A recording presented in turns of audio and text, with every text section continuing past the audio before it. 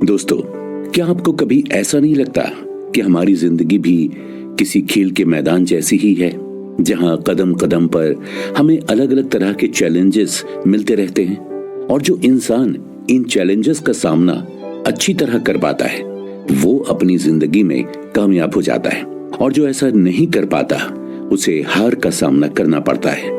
लेकिन खेल के मैदान में हारने के बाद आपको दूसरा मौका जरूर मिलता है, जहां आप अपने टैलेंट को दिखाकर और अपनी पुरानी गलतियों से सीखकर मैच जीत सकते हैं। लेकिन दोस्तों, जिंदगी बार बार किसी को मौका दे, इस बात की कोई श्योरिटी नहीं है।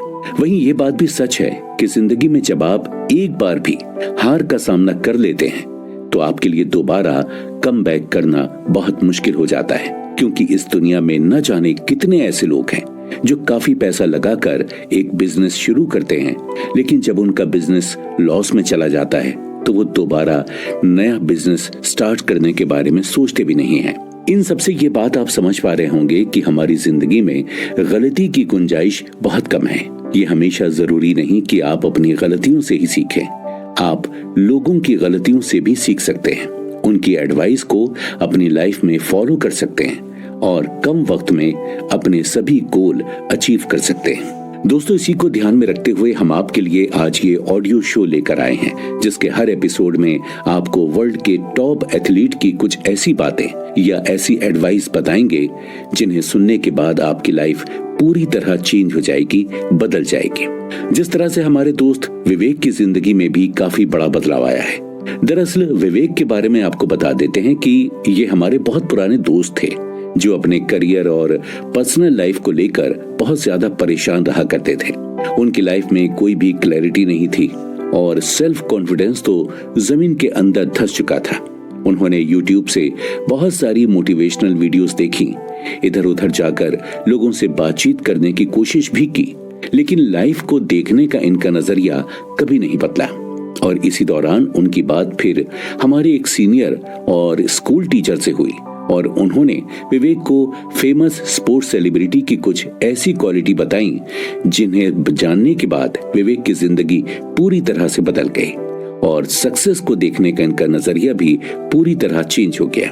और अब सिचुएशन ये हो चुकी है कि विवेक की जिंदगी में भले ही कितना भी लो पॉइंट क्यों ना आ जाए, लेकिन फिर भी वो हार नहीं मानते और जब तक अपने गोल को अचीव नहीं कर लेते तब तक ना तो डिप्रेशन उनके आसपास घूमता है, ना ही लोगों की कही और सुनी सुनाई बातें उन्हें परेशान करती हैं। अब आप ये भी सोच रहे होंगे कि आखिर विवेक को ऐसी क्या बातें पता लगी कि उनकी सभी टेंशन दूर हो गई। परेशान मत होइए दोस्तों, आज आपको इस ऑडियो बुक में हम विवेक की ही कहानी बताने वाले हैं और साथ ही विवेक की कहानी के जरिए उन बातों को भी डिटेल में समझेंगे जो हमारे सीनियर और स्कूल टीचर अवस्थी जी ने विवेक से बताई थी। इसमें रन मशीन कहे जाने वाले विराट कोहली की कुछ जरूरी एडवाइजेस भी हैं। पीवी संधू ने अपनी जिंदगी में आने वाली प्रॉब्लम का सलूशन किस तरह से निकाला और क्रिकेट के भगवान कहे जाने वाले सचिन तेंदुलकर को जब कोई रास्ता नजर नहीं आता था तो ऐसे में वो क्या करते थे। चलिए इन सभी बातों को इस ऑडियो शो में विवेक की कहानी के जरिए जानते हैं और चलते हैं अपने दूसरे एपिसोड की तरफ। विवेक एक मिडिल क्लास फैमिली से बिलोंग करने वाला लड़का है जो पिछले 3 सालों से सेल्स कंपनी से जुड़ा हुआ है।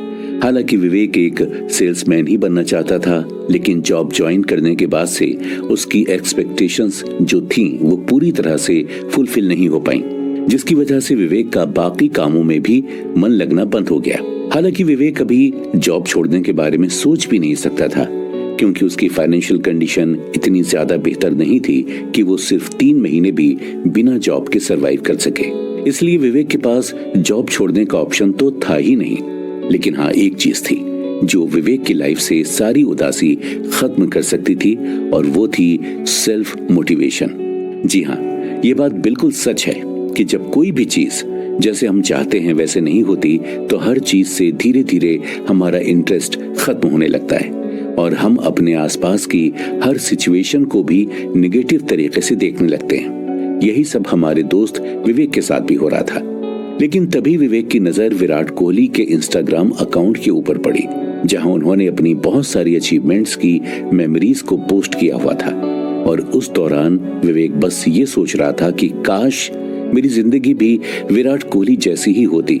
वो जो अच्छे से करना जानते हैं वही काम कर रहे हैं। उनके पास बेशुमार दौलत है और करोड़ों लोग उन्हें प्यार भी करते हैं। इतना सब कुछ सोचते हुए विवेक ने जब YouTube ओपन किया, उसे विराट कोहली की लाइफ और सक्सेस पर एक वीडियो मिली। वो पहले तो चौंका कि मैं अभी तो इस बारे में ही सोच रहा था, और वीडियो सजेस्ट भी कर दी YouTube ने। विवेक ने इसलिए वीडियो को चालू किया और जिसमें विराट कोहली खुद अपनी लाइफ और सक्सेस के बारे में इंटरव्यू दे रहे थे। उन्होंने अपने स्ट्रगल के दिनों के बारे में खुल के बात की थी। विराट कोहली ने बताया कि एक वक्त ऐसा भी था जब वो भी एक आम इंसान की तरह ही नजर आते थे, लेकिन एक दिन उन्होंने खुद को शीशे में देखते हुए खुद से ही बात की और पूछा कि क्या इस फिजिक्स के साथ वो दुनिया के बेस्ट क्रिकेटर्स के सामने अपनी इमेज बना पाएंगे या कभी खुद को खड़ा कर पाएंगे। उन्होंने खुद से ये सवाल किया कि क्या मोटापे के साथ वो एक अच्छे बैट्समैन बन पाएंगे। और जब ये सवाल विराट कोहली ने खुद से पूछे तो उन्हें सारी क्लैरिटी मिल गई कि उन्हें अपनी लाइफ में अब क्या करना है। इंटरव्यू में विराट कोहली आगे बताते हैं कि पहले तो वो बहुत ज्यादा फास्ट फूड खाया करते थे, नॉनवेज खाया करते थे, लेकिन जब उन्हें ये बात हिट हुई कि अगर उन्हें नंबर 1 बैट्समैन की गिनती में आना है तो उन्हें अपनी बैटिंग स्किल्स के साथ साथ अपनी बॉडी में भी सुधार करने होंगे। बस वो दिन था और आज का दिन है। हम सभी जानते हैं कि आज विराट कोहली कैसे दिखते हैं और आज दुनिया उन्हें किस वजह से पहचानती है। दोस्तों, अब इंटरेस्टिंग बात यह है कि जब विवेक को विराट कोहली के इस किस्से के बारे में पता लगा तो विवेक ने विराट कोहली के बारे में और भी पढ़ना शुरू किया, जहां उन्हें यह पता लगा कि लाइफ में मोटिवेशन का होना कितना ज्यादा जरूरी होता है। और जिंदगी में कोई भी चीज आपको फ्री में नहीं मिलती, आपको उसे अर्न करना पड़ता है और उसके लिए बहुत सारे सैक्रिफाइसेस देने पड़ते हैं। हम सभी लोग अपनी लाइफ की छोटी छोटी परेशानियों को अपने मन में कई बार इतना ज्यादा बड़ा बना लेते हैं कि हम अपनी छोटी छोटी अचीवमेंट्स को भी एंजॉय करना भूल जाते हैं। अगर आप क्रिकेट देखते हैं तो आपने भी नोटिस किया होगा कि कई बार बॉलर के विकेट लेने के बाद खुद बॉलर इतना ज्यादा खुश नहीं होता जितने खुश विराट कोहली होते हैं, क्योंकि वो जानते हैं कि इन छोटी छोटी अचीवमेंट से ही बड़े गोल को अचीव किया जा सकता है और ये छोटी छोटी अचीवमेंट्स ही हमें अपनी लाइफ में मोटिवेशन भी देती हैं। अब इससे पहले आप ये कहें कि हमारी लाइफ में तो कुछ भी अच्छा नहीं होता, हमारे सुबह उठने से ही हमारे साथ बुरा होना शुरू हो जाता है और जब तक हम सो नहीं जाते तब तक हमारे साथ कुछ न कुछ बुरा ही होता रहता है। तो ऐसे में हम खुद को मोटिवेट कैसे रखें? तो भाई इसका सीधा सा जवाब यह है कि आपको ये जानना होगा कि क्या चीजें आपके कंट्रोल में हैं और किन चीजों के ऊपर आपका कंट्रोल नहीं है। जैसे एग्जाम्पल के तौर पर आपको बारिश पसंद नहीं है और बारिश हो जाती है, तो ऐसे में आप भले ही कितने भी दुखी क्यों ना हो जाएं, लेकिन वो चीज आपके कंट्रोल में नहीं है। इसलिए आप ही बताइए, क्या उस चीज के बारे में सोचना सही रहेगा? हरगिज नहीं। ऐसा करके आप सिर्फ खुद को दुखी ही करेंगे और अपना वक्त खराब करेंगे। वहीं दूसरी तरफ अगर आपको कोई ये कहता है कि आप बहुत ज्यादा मोटे हैं, आपको बोलने की समझ नहीं है, आपको ठीक से बात करना नहीं आता, तो ऐसे में आपको दुखी नहीं होना है, बल्कि ये समझना है कि ये सभी चीजें आपके कंट्रोल में हैं। अगर आप मेहनत करेंगे तो आप इन सभी चीजों में सुधार कर सकते हैं। अगर आप बहुत ज्यादा फास्ट फूड खाते हैं, आपका लाइफस्टाइल अच्छा नहीं है, तो आप अगर रेगुलरली जिम जाएंगे और अच्छी डाइट फॉलो करेंगे तो आप भी एक अच्छी लाइफस्टाइल फॉलो कर पाएंगे। इसी तरह अगर आप इस बात से परेशान हैं कि आपको ठीक से बात करनी नहीं आती, कोई आपकी बात को ठीक से समझता नहीं है, तो इन सब चीजों को सीखकर अगर आप अपने अंदर काफी सुधार ला सकते हैं और ये चीज आपको पूरी लाइफ काम आएगी। तो कहने का मतलब है दोस्तों सिर्फ ये है कि आपको ये समझना होगा कि क्या चीजें आपके कंट्रोल में हैं और क्या चीजें आपके कंट्रोल से बाहर हैं। बस जब आप ये समझ जाएंगे उसके बाद आपकी लाइफ में बहुत बड़ा चेंज आएगा। आप छोटी छोटी बातों पर उदास होना छोड़ देंगे, क्योंकि आपको पता होगा कि आप अपने एक्शन से किन चीजों को कंट्रोल कर सकते हैं और किन चीजों में सुधार कर सकते हैं और क्या चीजें आपके कंट्रोल से बाहर हैं। दोस्तों ये सभी बातें अब विवेक की भी समझ में आ रही थी, और जब विवेक को पता लगा कि विराट कोहली जब सिर्फ 17 साल के थे तभी उनके फादर ने इस दुनिया को अलविदा कह दिया था। और हैरानी की बात तो यह है कि उस दिन विराट कोहली का काफी इंपॉर्टेंट मैच भी था, लेकिन जैसे तैसे विराट कोहली ने अपने इमोशंस को संभाला और ये समझा कि उनके साथ जो कुछ भी हुआ है वो उनके कंट्रोल में नहीं था, लेकिन आज मैदान पर जो कुछ भी होगा वो उसे कंट्रोल कर सकते हैं। और अगर उन्होंने आज अच्छा परफॉर्म किया तो उनके फादर भी बहुत खुश होंगे।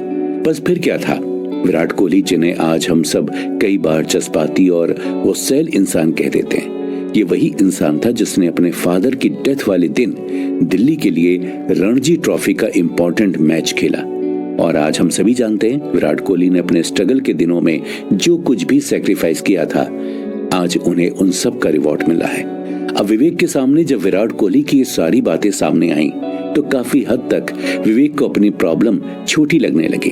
विवेक को समझ आया कि आज उसकी लाइफ में जो कुछ भी बुरी चीजें हो रही हैं वो उन सभी में सुधार कर सकता है, क्योंकि ये सभी चीजें उसके कंट्रोल में हैं। लेकिन अभी भी विवेक के मन में कई सवाल थे। पहला सवाल तो ये था कि जहां उसकी लाइफ में कुछ भी पॉजिटिव नहीं हो रहा है तो वो खुद को कैसे मोटिवेट कर सकता है। और सबसे बड़ी बात, वो अपनी जॉब से बिल्कुल भी खुश नहीं था। लेकिन तभी विवेक को अपने एक पुराने स्कूल टीचर आकाश अवस्थी के बारे में याद आया, जिन्होंने विवेक की स्कूल टाइम में काफी ज्यादा मदद की थी। और स्कूल के फेयरवेल वाले दिन उन्होंने विवेक से कहा था कि अगर तुम्हें लाइफ में कभी भी कोई प्रॉब्लम होती है या तुम किसी भी चीज से परेशान हो तो मुझसे कांटेक्ट जरूर करना। इसके बाद विवेक ने अवस्थी सर को कॉल करके पूछा, सर मैं आपसे मिलना चाहता हूँ, बस मुझे आपके 15 मिनट चाहिए। मेरे कुछ सवाल हैं जिन्होंने मुझे काफी परेशान किया हुआ है और उनके जवाब में जल्द से जल्द ढूंढना चाहता हूँ। जिसके बाद अवस्थी सर विवेक से कहते हैं कि कल तुम स्कूल की छुट्टी होने के बाद मुझे स्कूल में मिलो, तब बैठकर आराम से बात करते हैं और टेंशन मत लो, सब ठीक हो जाएगा। अब दोस्तों यहाँ से कहानी काफी इंटरेस्टिंग होने वाली है, क्योंकि आखिरी बार जब अवस्थी सर विवेक से मिले थे तो उस दिन स्कूल का फेयरवेल था और तब विवेक की जिंदगी में वो सब परेशानियां नहीं थी जो आज विवेक फेस कर रहा है। अब ये जानना इंटरेस्टिंग जरूर होगा कि विवेक अवस्थी सर से क्या क्या सवाल पूछता है और उसके जवाब में अवस्थी सर उसे क्या कहते हैं। तो चलिए विवेक की कहानी को आगे बढ़ाते हैं और हमारे इस ऑडियो शो के नेक्स्ट एपिसोड की तरफ चलते हैं। दोस्तों, विवेक को ये यकीन था कि अवस्थी सर से मिलने के बाद उसे जरूर अपनी प्रॉब्लम के सॉल्यूशंस मिल ही जाएंगे। अवस्थी सर ने विवेक को स्कूल की छुट्टी के बाद बुलाया था, लेकिन विवेक इतना ज्यादा नर्वस था कि वो छुट्टी होने से 2 घंटे पहले ही स्कूल पहुंच गया और अवस्थी सर का इंतजार करने लगा। लेकिन अभी स्कूल की छुट्टी होने में 2 घंटे बाकी थे, इसलिए विवेक अपने सभी सवालों को लिखना शुरू कर देता है कि उसकी लाइफ में क्या क्या प्रॉब्लम्स हैं और उसे अवस्थी सर से क्या क्या सवाल पूछने हैं। इतने में स्कूल की बेल बज जाती है और विवेक ने देखा कि स्कूल के गेट से बच्चे भागते हुए आ रहे हैं और बहुत ज्यादा खुश हैं। थोड़ी देर के लिए तो विवेक को ऐसा लगा कि जैसे वो अपने स्कूल के दिनों में वापस लौट आया हो और बच्चों को खुश देखकर विवेक के चेहरे पर भी एक स्माइल आ गई। इतने में विवेक की नजर उन बूढ़े सर पर पड़ी जो बच्चों की लाइन को काटते हुए आ रहे थे। उसे एहसास हुआ कि अरे ये तो अवस्थी सर हैं। अवस्थी सर अब काफी बूढ़े हो गए हैं और वो झट से उनके पास गया और उनके पैर छूकर बोला कि सर आप कैसे हैं, मैं विवेक हूँ, आपने मुझे पहचाना। जिसके बाद अवस्थी सर ने विवेक को पूरा ऊपर से नीचे देखा और जवाब दिया, अरे विवेक तुम्हें क्या हो गया है, इतने उदास क्यों लग रहे हो भाई। जिसके जवाब में विवेक अवस्थी सर को सारी बातें बताता है कि किस तरह से वो अपनी जॉब से खुश नहीं है। उसने अपनी लाइफ से जो भी एक्सपेक्ट किया था वो कुछ भी नहीं हो रहा है। अवस्थी सर उसे अपने साथ स्कूल की लाइब्रेरी में लेके जाते हैं और उसे शांति से पूछते हैं, तुम पानी पियोगे विवेक। विवेक ने ना में सिर हिला दिया और फिर अवस्थी जी ने अपनी बात आगे बढ़ाते हुए विवेक से कहा, तुम्हें याद है विवेक, स्कूल के दिनों में मैंने तुम्हें कई एथलीट्स के बारे में पढ़ाया था, जिनमें मैरी कॉम को तो तुम जानते ही होगे, जिन्होंने पूरी दुनिया में भारत का नाम रोशन किया है। लेकिन शायद तुम्हें ये नहीं पता होगा कि मेरी कॉम के स्ट्रगल के सामने आज तुम्हारी जिंदगी में जितनी भी स्ट्रगल क्यों ना चल रही हो, ये बहुत कम है। विवेक थोड़ा चौंका कि अवस्थी सर उसकी प्रॉब्लम का सलूशन देने के बजाय मैरी कॉम के एग्जाम्पल क्यों दे रहे हैं। इसलिए उसने थोड़ा कंफ्यूज होते हुए अवस्थी सर से पूछा, सर आप मुझे मेरी कॉम का एग्जाम्पल क्यों दे रहे हैं? अवस्थी सर मुस्कुराते हैं और कहते हैं, देखो बेटा, जिस सवाल का जवाब तुम ढूंढ रहे हो वो मेरी कॉम की लाइफ स्टोरी में तुम्हें मिल जाएगा। बस तुम्हें ये कहानी पूरी सुननी होगी। क्या तुम तैयार हो? विवेक ने हामी भरी और जवाब दिया कि बिल्कुल सर, आपको भरोसा है तो मुझे आपकी बात पर भरोसा है। आप सुनाइए ये कहानी। विवेक के इतना कहते ही अवस्थी जी ने मेरी कॉम की कहानी को आगे बढ़ाते हुए बताया, देखो बेटा, मेरी कॉम एक लोअर क्लास फैमिली से बिलोंग करती थी। फैमिली की कंडीशन ज्यादा बेहतर ना होने की वजह से उन्होंने बहुत कम उम्र में ही अपने फादर के साथ काम करना शुरू कर दिया था ताकि थोड़े ज्यादा पैसे कमा सके। हालांकि मेरी कॉम के अंदर टैलेंट तो था, लेकिन उस समय गवर्नमेंट खुद भी इतनी ज्यादा अपॉर्चुनिटी नहीं देती थी और यही वजह थी कि मेरी कॉम अगर किसी को बताती थी कि उन्हें बॉक्सर बनना है तो आसपास के लोग उनका मजाक उड़ाया करते थे। लेकिन उन्होंने कभी भी लोगों की बातों को सीरियसली नहीं लिया। उनका ये मानना था कि लोग उन्हें जितना ज्यादा दबाते थे वो उतना ही ज्यादा निखर कर सामने आती थी, क्योंकि वो अच्छे से अपनी काबिलियत को जानती थी। इसका अंदाजा इस तरह भी लगाया जा सकता है कि जब मेरी कॉम ने बॉक्सिंग में अपना करियर बनाने की शुरुआत की थी तो उस समय बहुत कम ही फीमेल बॉक्सर हुआ करती थी, जिसकी वजह से उन्हें मेल बॉक्सर के साथ मुकाबला करना पड़ता था। हालांकि शुरुआत में लोगों ने उन्हें बहुत मना किया कि तुम भले ही कितनी भी अच्छी बॉक्सिंग क्यों ना करती हो, लेकिन तुम मेल बॉक्सर के आगे 1 मिनट भी नहीं टिक पाओगे, क्योंकि तुम उनसे कमजोर हो। इसके अलावा ना जाने ऐसी क्या क्या बातें उन्हें कही जाती थी ताकि उन्हें यह एहसास दिलाया जा सके कि वो किस फैमिली बैकग्राउंड से आती हैं और चाहे जो कुछ भी कर लें वर्ल्ड चैंपियन तो नहीं बन सकती। लेकिन इंटरेस्टिंग बात यह है कि मेरी कॉम को उन सभी बातों से कोई फर्क नहीं पड़ता था, बल्कि उल्टा उन्हें तो इन सभी बातों से और ज्यादा मोटिवेशन मिलता था अपने गोल तक पहुंचने का। इसका एक बड़ा रीजन ये भी हो सकता है कि मेरी कॉम ने अपने बचपन से ही बहुत सारे चैलेंजेस देखे थे और उनका डट कर सामना किया था, इसलिए उन्होंने अपनी कमजोरी को ही अपनी ताकत बनाना सीख लिया था। तभी तो उन्होंने सक्सेस पाने के बाद इंटरव्यू में बताया था कि अपने शुरुआती दिनों में उन्हें जितना भी स्ट्रगल का सामना करना पड़ रहा था वो सभी उनकी कामयाबी की सीढ़ी थी, जिससे उन्हें और ज्यादा मजबूती मिली और वो वर्ल्ड चैंपियन बन पाई। ये जानने के बाद विवेक अवस्थी सर से कहता है कि ऐसा नहीं है कि मैं अपनी लाइफ में मेहनत नहीं करना चाहता, फिर मेरा कोई गोल नहीं है, लेकिन मेरी लाइफ में डिस्ट्रैक्शन बहुत ज्यादा है। कभी फैमिली की प्रॉब्लम की वजह से मैं अपने गोल से भटक जाता हूँ, तो कभी मेरे पर्सनल रिलेशनशिप की वजह से मैं अपने गोल के ऊपर फोकस नहीं कर पाता हूँ। इसके बाद अवस्थी सर विवेक से कहते हैं, देखो विवेक, ऐसा नहीं है कि डिस्ट्रैक्शन सिर्फ तुम्हारी ही लाइफ में है, बल्कि इस दुनिया में हर इंसान की लाइफ में डिस्ट्रैक्शन होता है।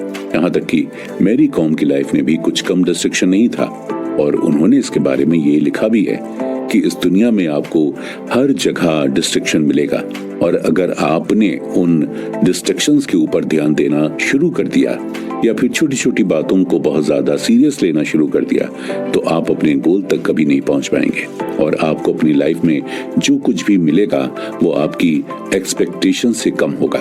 और ऐसा ही कुछ विवेक तुम्हारे साथ भी हो रहा है। तुमने अपनी लाइफ से एक्सपेक्ट तो बहुत कुछ किया था, लेकिन शायद डिस्ट्रैक्शन की वजह से आज तुम अपनी लाइफ के गोल तक पहुंच नहीं पा रहे हो और अपनी लाइफ से सेटिस्फाइड नहीं हो। इसके बाद विवेक कहता है कि मेरे सारे स्कूल फ्रेंड जो मेरे साथ थे आज वो सभी अपनी लाइफ में बहुत अच्छा कर रहे हैं। जितना पैसा मैं 1 साल में कमाता हूँ उतना वो सिर्फ 3 महीने में कमा लेते हैं, बाहर घूमने फिरने जाते हैं और अपनी लाइफ को एंजॉय कर रहे हैं। ऐसे में ये सब सोचकर मुझे बहुत ज्यादा बुरा लगता है और जो मोटिवेशन मुझे मिलती भी है वो बस सिर्फ कुछ वक्त के लिए ही होती है। इसके बाद अवस्थी सर उसे समझाते हैं कि देखो, तुम्हारी लाइफ में मोटिवेशन की कमी शायद इसलिए भी है क्योंकि आज जो कुछ भी तुम्हारे पास है तुम उसे नजरअंदाज कर रहे हो और जो चीज तुम्हारे पास नहीं है उसके ऊपर कुछ ज्यादा ही ध्यान दे रहे हो। तुम्हारे दोस्त क्या कर रहे हैं, कितना पैसा कमा रहे हैं, ये सब चीजें तुम्हारे लिए मैटर नहीं करती। जो वक्त तुम दूसरों के बारे में सोचने में खराब कर रहे हो उस वक्त तुम खुद के बारे में सोचकर खुद को इम्प्रूव कर सकते हो और रही बात मोटिवेशन की, तो मोटिवेशन कोई मेडिसिन नहीं है जिसे आपको रोजाना लेना है ताकि आप खुद को मोटिवेट कर सकें। इंटरनेट पर 1 या 2 वीडियो देख लेने से कोई भी खुद को मोटिवेट तो कर सकता है, लेकिन ये सिर्फ थोड़े ही वक्त के लिए रहेगा, सिर्फ तब तक जब तक वीडियो का असर तुम्हारे ऊपर है। थोड़ी देर बाद तुम अपने दोस्तों से मिलोगे और वीडियो में बताई गई सारी बातें भूल जाओगे। और ऐसा सिर्फ मैं वीडियो के लिए नहीं कह रहा हूँ, बल्कि तुम दुनिया में भले ही कितने भी महान इंसान से मोटिवेशन की बातें क्यों ना सुन लो, तुम अपने आप को लगातार मोटिवेट नहीं रख सकते, क्योंकि खुद को हमेशा मोटिवेट रखने का सिर्फ एक ही तरीका है कि आप अपने गोल के बारे में लगातार सोचते रहें कि आपको एक दिन कहां पहुंचना है, आपकी डेस्टिनी क्या है, और यही चीज आपको हमेशा मोटिवेट करती रहेगी। विवेक, अब तुम ही बताओ, तुम्हें क्या लगता है कि मैरी कॉम से किसी ने भी कभी मोटिवेशनल बातें की होंगी या फिर उन्हें जिंदगी के उतार चढ़ाव के बारे में समझाया होगा? ऐसा बिल्कुल नहीं है। मैरी कॉम की लाइफ में मोटिवेशन का सबसे बड़ा जरिया सिर्फ उनका गोल ही था, और उन्हें अपनी काबिलियत पर इतना ज्यादा भरोसा था कि 1000 परेशानियां सामने होने के बावजूद भी वो अपने गोल को पहचान लेती थी। और जो लोग उनका मजाक उड़ाया करते थे या उनके ऊपर भरोसा नहीं करते थे, उन सभी को उन्होंने 3 बार वर्ल्ड चैंपियन बनकर मुंह तोड़ जवाब दिया। इतने में अवस्थी सर विवेक को एक किताब देते हैं जिसमें लेजेंड बॉक्सर मोहम्मद अली की फोटो होती है। विवेक ने ये किताब देखकर अवस्थी सर से पूछा, आपने ये किताब पढ़ी है क्या सर? अवस्थी सर ने भी जवाब में कहा कि हाँ बिल्कुल विवेक, और असल में ये किताब तुम्हें भी पढ़नी चाहिए। और अगर तुम्हें ऐसा लगता है कि जो लोग तुम्हारे बारे में बुरी राय रखते हैं उनका सामना तुम नहीं कर पाओगे, तो मोहम्मद अली की लाइफ से तुम्हें बहुत कुछ सीखने को मिलेगा।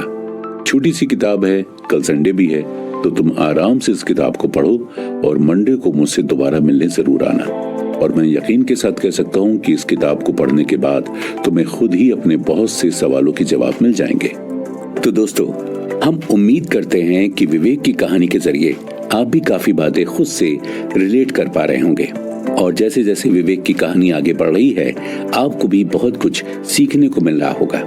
हालांकि हमारा नेक्स्ट एपिसोड काफी इम्पोर्टेंट होने वाला है, क्योंकि आगे हम जानेंगे कि मोहम्मद अली, जिन्हें आज पूरी दुनिया जानती है और बॉक्सिंग का लेजेंड मानती है, उनकी जिंदगी का एक समय ऐसा भी था जब उन्हें जेल जाना पड़ा था और उन्हें बॉक्सिंग करने से भी रोक दिया गया था। उस समय उनके आसपास के लोग उनके बारे में क्या सोचते थे, उनके बारे में कैसी कैसी बातें की जाती थी, ये सभी हम जानेंगे। और साथ ही जानेंगे कि मोहम्मद अली ने इन सभी मुसीबतों के बाद जब दोबारा रिंग में कमबैक किया था, तो एक बार फिर पूरी दुनिया को पता लग गया था कि मोहम्मद अली अब दोबारा मैदान पर आ चुके हैं। संडे की सुबह है और विवेक के एक हाथ में चाय का कप है और दूसरे हाथ में अवस्थी सर की दी हुई किताब। उसने चाय की चुस्की लेते हुए किताब को पढ़ना शुरू किया। साल था 1966, जहां मोहम्मद अली ने हैवीवेट खिताब जीता था और पूरी दुनिया में उनके चर्चे होने शुरू हो गए थे। लेकिन कुछ समय बाद ही मोहम्मद अली की जिंदगी में एक भूचाल आने वाला था, क्योंकि वियतनाम युद्ध के दौरान मोहम्मद अली ने अपने रिलीजन बिलीफ की वजह से अमेरिकी सेना में जाने से मना कर दिया था। लेकिन गवर्नमेंट को ये बात बिल्कुल भी पसंद नहीं आई, जिसकी वजह से मोहम्मद अली को गिरफ्तार कर दिया गया और उनके सभी खिताब उनसे छीन लिए गए। शायद ये मोहम्मद अली की जिंदगी का सबसे मुश्किल वक्त था। जो लोग उनकी तारीफ किया करते थे वो अब उनकी बुराई करने लगे। उनके फॉलोअर्स धीरे धीरे कम होते गए और चारों तरफ उनके बारे में नेगेटिव बातें फैलनी शुरू हो गईं। लेकिन मोहम्मद अली सिर्फ रिंग में ही मास्टर नहीं थे, बल्कि रियल लाइफ में भी वो एक फाइटर थे जो हर तरह की सिचुएशन से लड़ने के लिए तैयार थे। हालांकि कुछ समय बाद उन्हें जेल से रिहाई तो मिल गई, लेकिन 3 साल तक उन्हें रिंग में जाने से मना कर दिया गया। न्यूज़पेपर में ये बात छपने लगी कि मोहम्मद अली का करियर पूरी तरह बर्बाद हो चुका है, वो अब दोबारा रिंग में वापसी नहीं कर पाएंगे। इधर मोहम्मद अली के फैंस उनका बेसब्री से इंतजार कर रहे थे कि मोहम्मद अली को दोबारा रिंग में वो लड़ते हुए देख पाएंगे या नहीं। और आखिरकार वो वक्त आ गया जब मोहम्मद अली के ऊपर से 3 साल लंबा बैन हटा दिया गया और उन्हें रिंग में आने की इजाजत मिल गई। आप यकीन नहीं करेंगे कि मोहम्मद अली जेल से आने के बाद अपनी पहली फाइट तो जीते ही, लेकिन उस फाइट से पूरी दुनिया में ये मैसेज चला गया कि मोहम्मद अली ने दोबारा कमबैक कर लिया है। जो लोग उन्हें पसंद नहीं करते थे वो ये देखकर हैरान थे कि कैसे कोई एक इंसान इतनी मुसीबतों के बाद दोबारा खड़ा हो सकता है। लेकिन तभी लोगों को मोहम्मद अली की लिखी हुई ये बात याद आई कि मैं महान हूँ। ये मैंने उस वक्त ही सोच लिया था जब मुझे पता भी नहीं था कि मैं कौन हूँ। विवेक ने जब मोहम्मद अली के बारे में ये सारी बातें जानी हैं तो उसे काफी ज्यादा मोटिवेशन मिली, क्योंकि विवेक को अभी तक ऐसा लग रहा था कि सिर्फ वही है जिसकी लाइफ में सब कुछ बुरा होता रहता है और हर इंसान उससे अच्छी जिंदगी जी रहा है। लेकिन जब उसने मोहम्मद अली की लाइफ के बारे में जाना कि कैसे उन्हें जेल जाना पड़ा और उन्हें बॉक्सिंग करने से भी 3 साल के लिए मना कर दिया गया, तो विवेक को ये बात समझ आने लगी कि उसकी लाइफ इतनी ज्यादा बुरी भी नहीं है जितनी वो समझ रहा है। इसके बाद विवेक दूसरे दिन अवस्थी सर की किताब लौटाने स्कूल जाता है, जहां अवस्थी सर विवेक से पूछते हैं, विवेक, मुझे लगता है तुमने ये किताब पूरी पढ़ ली है, तो अब बताओ तुम्हारी लाइफ ज्यादा आसान है या फिर मोहम्मद अली की लाइफ? विवेक मुस्कुराते हुए कहता है, सर मुझे ये बताइए कि कोई इंसान इतनी मुसीबतों के बाद भी इतना ज्यादा स्ट्रॉन्ग कैसे हो सकता है कि उसे लोगों की बातों का फर्क ही पड़ना बंद हो जाए और उसे जब भी लाइफ में आगे बढ़ने का मौका मिले तो वो उस अपॉर्चुनिटी का पूरा फायदा उठाए।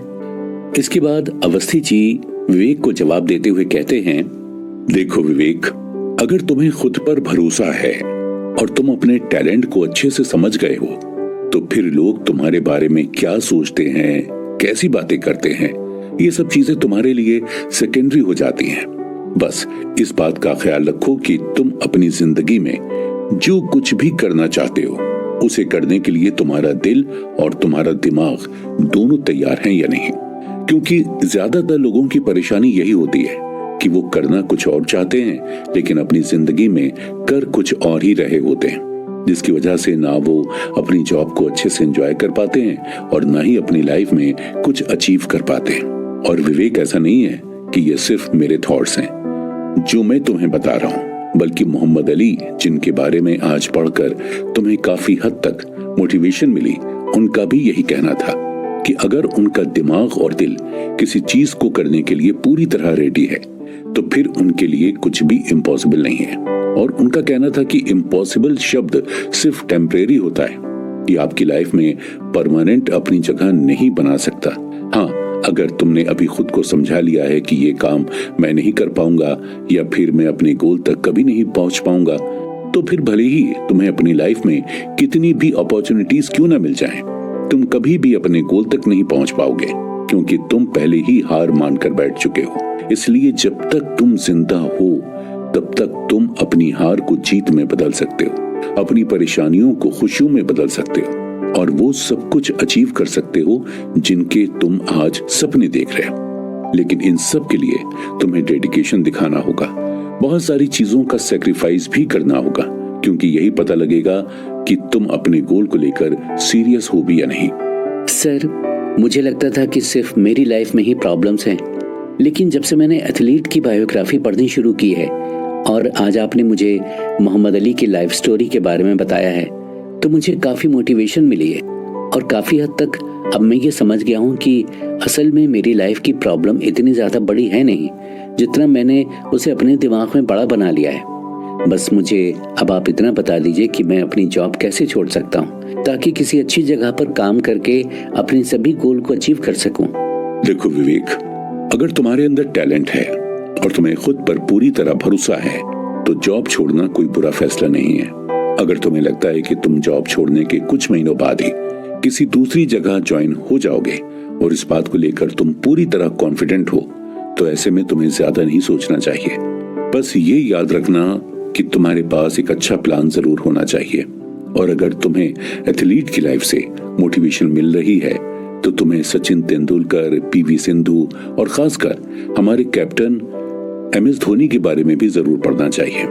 और मैं तो यही कहूंगा कि पहले तुम इन लोगों के बारे में भी थोड़ा पढ़ लो ताकि तुम्हें अपनी लाइफ में और भी क्लैरिटी मिल जाए। और उसके बाद जो भी फैसला तुम लोगे, मुझे यकीन है वो तुम्हारी लाइफ के लिए अच्छा ही होगा। इतने में अवस्थी सर अपनी घड़ी की तरफ नजर घुमाते हुए कहते हैं, चलो मैं क्लास अटेंड करके आता हूँ, तब तक तुम एक काम करो, लाइब्रेरी में बैठकर सचिन तेंदुलकर की बायोग्राफी पढ़ लो।